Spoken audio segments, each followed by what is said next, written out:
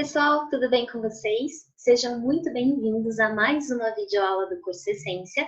Eu sou a Mari, sou professora de literatura e hoje a gente vai conversar sobre mais uma obra de leitura obrigatória para o vestibular. Vamos lá?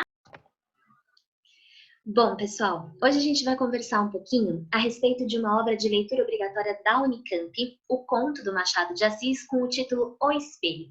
Esse conto já está na lista de leituras obrigatórias da Unicamp há alguns anos, ele já caiu nos vestibulares algumas vezes, primeira fase, segunda fase, mas é um conto essencial, de leitura essencial, não só para a prova da Unicamp, mas para os seus conhecimentos de literatura como vestibulando e como brasileiro, né? Vocês sabem que o Machado de Assis, ele é, sem sombra de dúvidas, um dos mais importantes escritores da nossa literatura. E essa representatividade do Machado significa muitas coisas, né? Não só porque ele vai desenvolver um estilo muito próprio aqui, o Machado faz parte de um movimento literário que é intitulado de realismo, que vai acontecer na segunda metade do século XIX, então é o realismo machadiano que a gente vê como suprassumo, né, da obra desse escritor, mas ele representa mais do que isso. O Machado era negro, autodidata, ele aprendeu a ler e escrever sozinho, ficou órfão muito cedo, foi trabalhar muito cedo, ele trabalhava numa tipografia, né? Então, o que é legal da gente pensar? O Machado escreve desde sempre, e ele é um dos poucos escritores que conseguiu viver de literatura durante bastante tempo, sempre trabalhando com escrita, né? O Machado foi casado com a dona Carolina Augusta Xavier de Novaes, eles foram casados por 35 anos, foi um casamento bastante interessante, assim, bastante sólido, é muito bonita a história dos dois. A Carolina, ela era descendente de portugueses e havia uma rejeição por parte da família dela ao Machado de Assis, dentre outras coisas, porque ele era negro. Então é um casamento que se consolidou e que foi muito bem visto, né? Muito bem visto socialmente mesmo, e tem essa relação da história de amor também que é muito bacana. No entanto, quando a gente fala do Machado aqui, para além dessa representatividade de termos um escritor negro e para além também de tudo que ele representa como autodidata, como conquistador de espaços, como o primeiro presidente da Academia Brasileira de Letras e talvez o maior escritor da literatura brasileira, um dos maiores da literatura mundial, né? A gente vai olhar para a obra do Machado hoje pensando no Conto do Espelho, para olhar para essa análise, né, para direcionar essa análise de um ponto de vista a entender o realismo do Machado, a estética dele e a proposta temática do conto. Machado vai, no realismo, desenvolver uma crítica social muito direcionada para a burguesia do século XIX, né? Essa burguesia que era calcada na moral e nos bons costumes, ela pregava valores morais, mas na verdade Machado denuncia essa sociedade burguesa como uma sociedade hipócrita, não é? Que prega uma coisa, mas faz outra. Então, para o Machado de Assis, essa temática da hipocrisia é bem importante também, ok? Fiquem com isso em mente. Ele vai trabalhar com uma dicotomia fundamental: aparência versus essência, né? A essência é aquilo que a gente é. A aparência é aquilo que a gente mostra para os outros. Então, Machado tem uma analogia muito interessante para essa sociedade burguesa do século XIX, que ele dizia que era um baile de máscaras, em que todo mundo vestia a sua máscara social para sair por aí desfilando, né? E há sempre uma diferença, segundo ele, entre o que nós somos e o que nós queremos que os outros pensem que nós somos, ok? Essa questão da hipocrisia, do jogo da aparência e da essência, vai aparecer muito forte no Conto do Espelho, que é extremamente representativo dessa temática, mas vai permear a obra do Machado toda. Ele está sempre propondo, como escritor realista, que é isso, é uma estética, um estilo muito realista, ele está sempre propondo uma análise psicológica da sociedade. O realismo do Machado difere um pouco do realismo de Eça de Queiroz, por exemplo, ou de Raul Pompeia, né? Que são contemporâneos dele. O Eça de Queiroz português, né? E o Raul Pompeia brasileiro. O realismo do Machado é um realismo psicológico, é um realismo próprio, tanto que existe o termo realismo machadiano. E a gente vai conversar um pouquinho sobre isso, ok? Embora o Machado seja um escritor realista, reconhecido e, de fato, um grande gênio da literatura no quesito realista, ele teve uma fase romântica. O romantismo é um movimento literário anterior ao realismo e é um movimento que enaltece os sentimentos, as emoções. Ele vai construir uma apoteose dessa subjetividade. Existe uma carga muito forte de emocionalidade, um certo escapismo, aquele estilo de romance de folhetim que vai buscar retratar o final feliz, o casamento, as relações amorosas, a temática amorosa. Esse é o romantismo, ok? E o Machado teve uma fase romântica, que é a fase de produção desses livros que vocês estão vendo aí. Ressurreição, A Mão e a Luva, Helena, que talvez seja o mais famoso, Yaya Garcia, alguns contos que são os contos fluminenses e um outro volume de contos chamado Histórias da Meia-Noite, que trabalha com uma estética mais fantástica, que era muito cara ao romantismo também. É só pensar em outros escritores românticos que caminham por essa linha, né? Livros românticos que vão trabalhar, por exemplo, com a temática dos vampiros, como Drácula, ou da criação dos monstros e dos autômatos, como o Frankenstein.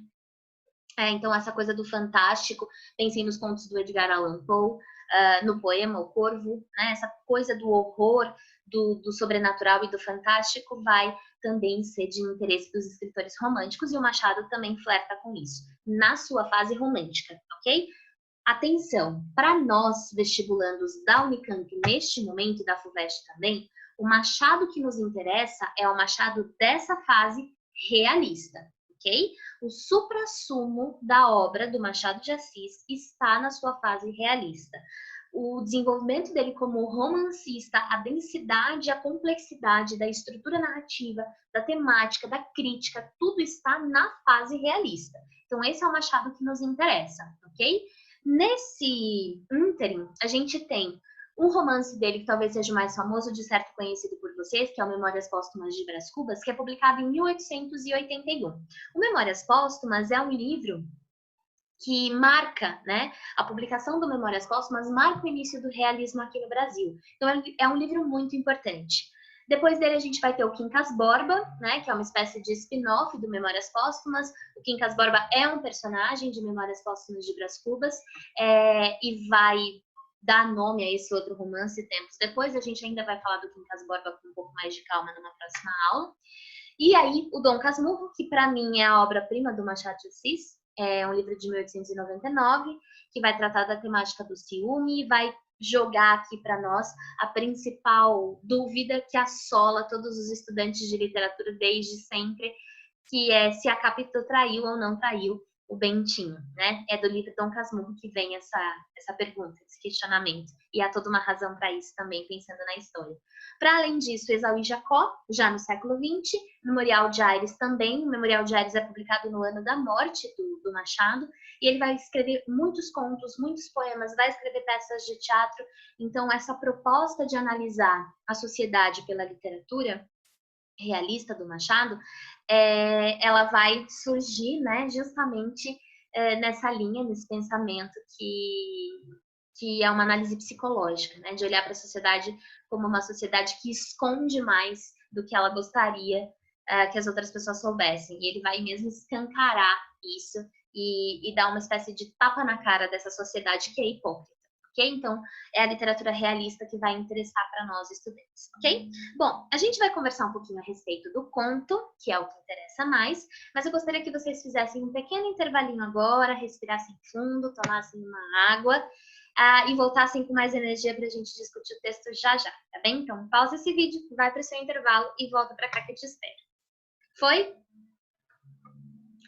Bom, então seja bem-vindo de volta, né? Agora que você fez essa pausa, eu espero que você tenha feito, para não parecer estranho, eu pedi para você parar e fingir que te esperei, e você voltar e eu tá aqui, né? Então, espero que você tenha feito essa pausa. Vamos falar um pouquinho sobre esse conto, O Espelho. Não é um conto longo, ele é um conto bastante curto, na verdade, ele tem poucas páginas. Ele foi publicado originalmente num volume de contos chamado Papéis Avulsos. Um livro de... Papéis Avulsos é um livro que é publicado em 1882, então um ano depois do Memórias Póstumas, né? A gente já tinha tido o Memórias Póstumas, que era aquela revolução estética para abrir espaço para os papéis avulsos.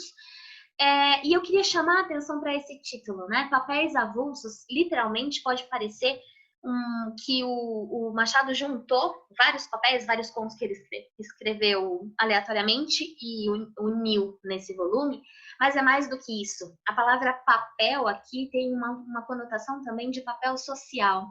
E esses papéis avulsos vão tentar trabalhar com essas máscaras sociais, com esses papéis que as pessoas da sociedade interpretavam muitas vezes, né? Quando eu falo dessa questão da hipocrisia, eu digo, por exemplo, de homens pais de família que pregam essa imagem de serem homens honestos, cidadão de bem, comportado, fiel, etc. e tal, para a sociedade, seguindo um modelo social patriarcal que foi imposto ali naquele século XIX, antes até, né? Mas que foi muito consolidado nesse século XIX, por conta da burguesia como classe social também reproduzindo esses valores. E esse homem, então, ele se posa, né, de pai de família, de homem de bem, de pessoa correta, e aí, na intimidade, ele comete deslizes, ele tem amantes, ele tem filhos fora do casamento, coisas assim. Então, é o fingir, né, eu interpretar esse papel social que me cabe, mas no íntimo eu expresso outras coisas, eu me manifesto de outras coisas, eu ajo de outras formas. Então essa questão dos papéis avulsos é muito interessante no título. E o espelho faz parte dessa coletânea. Então há algumas coisas que são interessantes da gente pensar, ok? Em linhas muito gerais, eu vou resumir para vocês a história. Quando esse conto começa, a gente tem um narrador em terceira pessoa que está contando, né, está descrevendo para a gente uma cena.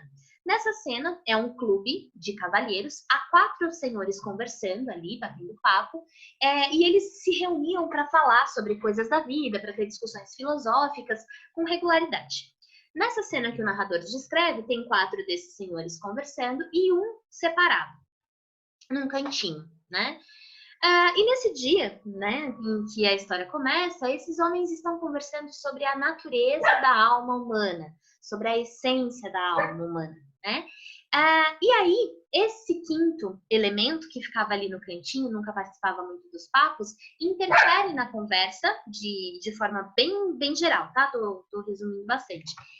Ele vai interferir na conversa e vai dizer que não costuma participar muito, mas que sobre esse assunto ele tinha algumas coisas para dizer. E ele diz que o ser humano, ele não tem apenas uma alma, mas 2, né? Ele tem uma alma interior e uma alma exterior.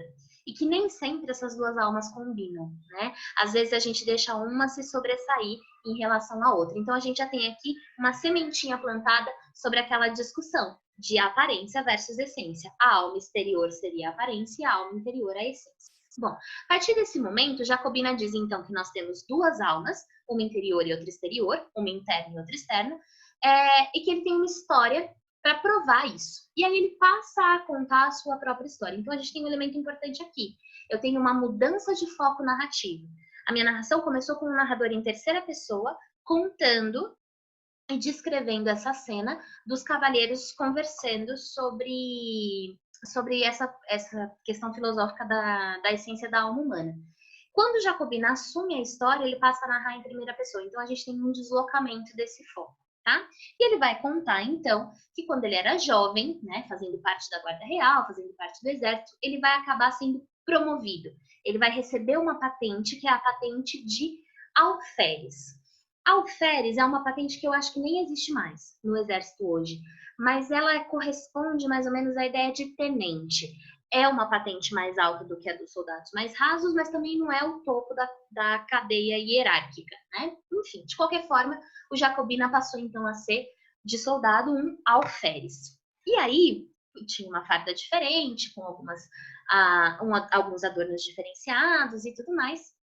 E aí o Jacobina vai então andar com essa farda o tempo todo por aí. O que vai acontecer? As pessoas começam a elogiá-lo e começam a ficar meu alferes para cá, meu alferes para lá, e começam a bajulá-lo porque ele foi promovido, né? Inclusive, elas deixam de chamá-lo de Jacobina, o nome dele é João Jacobina, elas deixam de chamá-lo assim para passar a chamá-lo de alferes, né? Então a gente começa a perceber que o Jacobina adora a ideia de ser o alferes, de ser idolatrado por isso, das pessoas bajularem, presentearem, elogiarem o tempo todo. Então ele passa a andar com a farda o tempo inteiro. Até quando não precisava, né? Para as pessoas olharem para ele e falarem, ó, oh, olha lá vai o alferes, né? Bom, por que isso é importante? A gente vai vendo que o Jacobina vai se afeiçoar demais a essa imagem de alferes que ele passa. Então, ele vai se apegar a esse hábitos, né? A esse hábitos que é social, né? Um hábito social no sentido de que ele gosta de sair na rua vestido de farda só, única e exclusivamente porque ele gosta que as outras pessoas o vejam como alferes e não como Jacobina apenas. Bom, a história vai correndo, a gente vai conhecendo algumas coisinhas aqui, outras ali. Chega um determinado momento em que o alferes Jacobina sai, então, numa espécie de férias, né? E ele vai passar uns dias na casa de uma tia que mora num sítio, numa fazenda, um pouco mais afastado da corte do Rio de Janeiro. E essa tia vai acolhê-lo lá e ele vai ficar hospedado na casa dela durante alguns dias. É interessante que quando ele chega para passar esses dias na casa da tia, a tia, que estava mais do que orgulhosa dele ter se tornado um alferes, vai recebê-lo com toda a pompa e circunstância do mundo. O que vai acontecer? Ela vai preparar para ele o melhor quarto da casa, ela vai preparar para ele um banquete para recebê-lo, ela vai colocar criados à disposição dele, então ela vai fazer uma série de coisas para recebê-lo com a pompa e a circunstância que um alferes merece ser recebido. E ela prepara o melhor quarto da casa para ele e faz questão de colocar no quarto o objeto mais valioso que ela tem, que é um espelho de corpo inteiro, todo adornado, com uma moldura muito chique, que ela diz que veio junto com a família real da Europa para o Brasil, e é uma peça raríssima, valiosíssima, e ela coloca esse espelho no quarto do Jacobina para que ele possa se arrumar e vestir a farda todos os dias, olhando, né, se olhando nesse espelho maravilhoso. E ele adora essa ideia, né? Veja bem, ele não está a trabalho, ele não está a serviço, ele poderia ficar sem a farda, mas ele faz questão de usá-la todos os dias. E lá na fazenda, então, todo mundo continua. Meu alferes para cá, meu alferes para lá, chamando ele assim o tempo todo, certo? Bom, uma série de acontecimentos vão correndo e chega um determinado momento em que a tia precisa acudir uma filha dela, que mora num outro lugar, e vai precisar deixar o Jacobina sozinho, né, com os criados e com os escravos, na casa dela, e precisa sair, ela precisa fazer uma pequena viagem. Então ela vai para acudir a filha e fala para Jacobina ficar à vontade, passar uns dias ali, que ela deve voltar em breve. Depois o Jacobina fica, né? E há uma certa atmosfera que vai se construindo a partir desse momento, que é muito interessante. Na noite, né, a primeira noite em que o Jacobina passa sozinho lá na casa da tia, vai chover, vai ter uma trovoada, vai ter toda uma atmosfera meio sombria, e vai acontecer uma fuga dos escravos da fazenda. E o Jacobina vai ficar absolutamente sozinho. Os escravos vão todos embora, sobra apenas ele, né? E isso é muito interessante, porque como não tem ninguém para olhar para ele tá sozinho naquela situação, não tem tia, não tem amigos, não tem vizinhos, não tem criados, não tem escravos, não tem nada, ele ficou absolutamente sozinho, ele não sente mais vontade de colocar a farda, porque se não tem ninguém para ver e para elogiá-lo, ele vai abrir mão de usar a farda. E aí, quando ele se veste com uma roupa civil e vai se olhar naquele espelho, acontece uma coisa muito interessante. Ele não consegue ver o próprio rosto, né? Ele olha e descreve a imagem que ele vê como uma imagem embaçada. E isso é muito significativo. É por isso que lá na narração que ele está fazendo, contando a história para os amigos no clube, ele vai falar sobre a alma interna e a alma externa. Ele diz que ele se apegou tanto à alma externa que ele perdeu a alma interna, ela se dissolveu. Ou seja, ele se apegou tanto à aparência de ser alferes que a sua essência de Jacobina se perdeu. E ele parou de se identificar, né? Ele não conseguia ver a própria identidade, ele perdeu essa própria identidade. Ele só consegue enxergar o rosto de novo quando ele veste a farda e se olha no espelho. Por quê? Porque a sua alma externa era a única que tinha restado. A alma interna ele tinha perdido, né? Então, a história acaba assim, isso são linhas bem gerais, tá? Acho que vale a pena a gente fazer esse resumão para pontuar algumas coisas. E vale a pena a gente chamar atenção para essas coisas também. A natureza da alma humana está em você saber quem você é.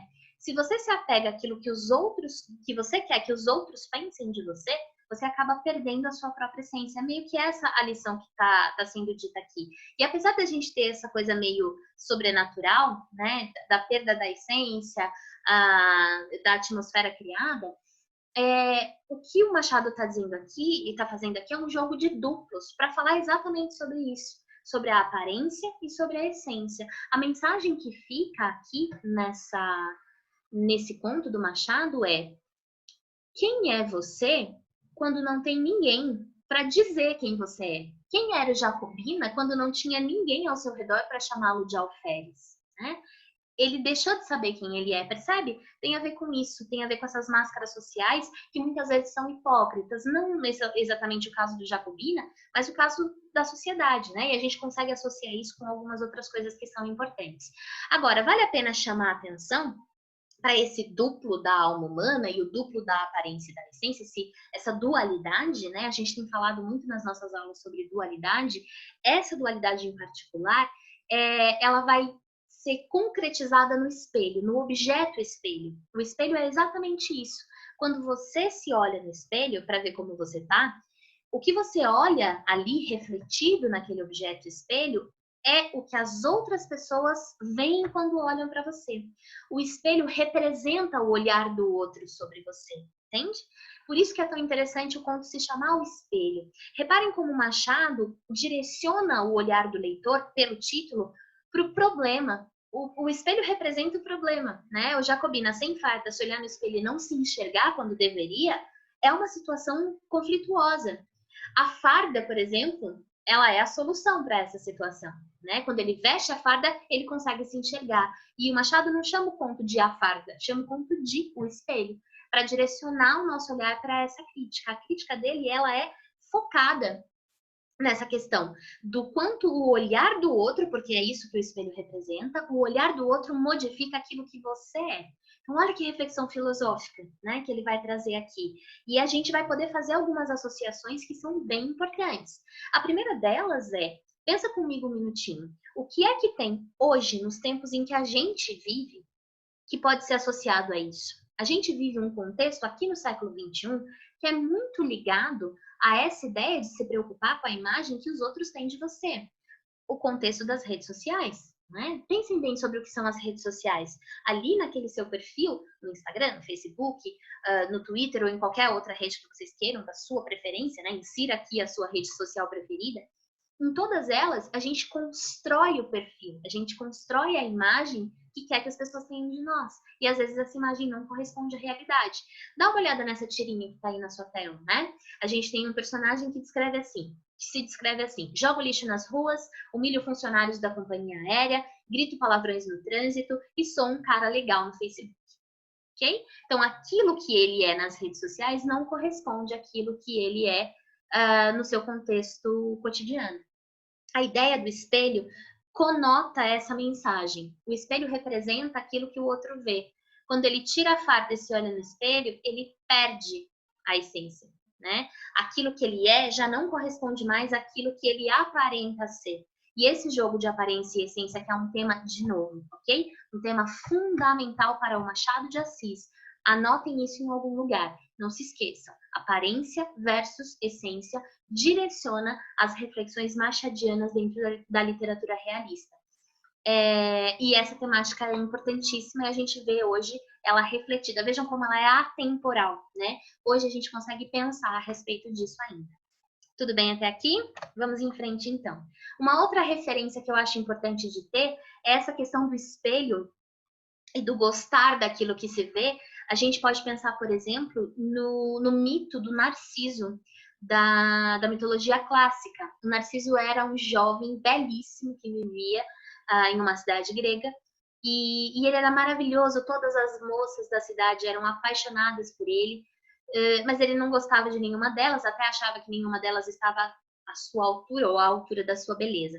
Até que um dia ele acaba indo beber água num riacho, e ele olha para a superfície da água que estava bem tranquila e vê a sua imagem refletida. E ele acaba se apaixonando pela própria imagem. Ele não consegue olhar para mais nada. Ele fica fixado no reflexo da sua própria beleza.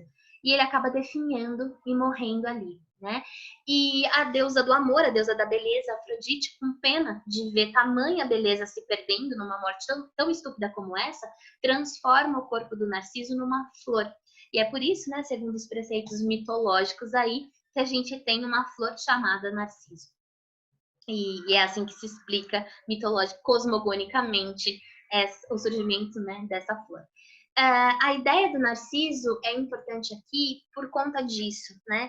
Não que o Jacobina tenha se apaixonado por ele próprio, não é bem isso não que eu quero dizer, mas ele se apegou e ele ficou obcecado pela imagem social, né? É como se essa máscara social, ela se fixasse no Jacobina de uma tal forma que ela se sobrepôs à essência dele. Ele deixou de ser o Jacobina, ele só passava a existir se ele fosse o alferes, ok? A gente tem uma questão de vaidade aí também, que é muito importante, e aquela reflexão final que eu disse para vocês que o Machado vai fazer, que é: quem sou eu e quem eu quero que os outros pensem que eu sou, né? A construção da minha imagem diante dos demais. Reparem que é um conto super curtinho, que o Machado de Assis vai fazer aqui essa questão, vai trazer para cá já essa temática que era bem importante, desde o Memórias Póstumas, que é o seu primeiro livro, e que vai permear todos os contos do Papéis Avulsos, que é o livro no qual está o espelho, e que é a temática mais significativa da literatura machadiana. Aparência versus essência. Quem eu sou e quem eu quero que o outro pense que eu sou. Quem eu sou e quem eu aparento ser. O que a minha máscara social esconde, né? Então, esse jogo, e é daí que a gente vai ver o toque machadiano para a hipocrisia social, é que vai estar, né? Essa é a semente da riqueza da obra do Machado de Assis. Eu espero que vocês tenham gostado da aula de hoje, espero que vocês tenham gostado da ideia do conto. Não deixem de ler, vale muito a pena. Tenho certeza que vocês vão curtir bastante e vão se sentir muito preparados para essa prova da Unicamp. Espero vocês na nossa próxima videoaula. Super beijo e até mais!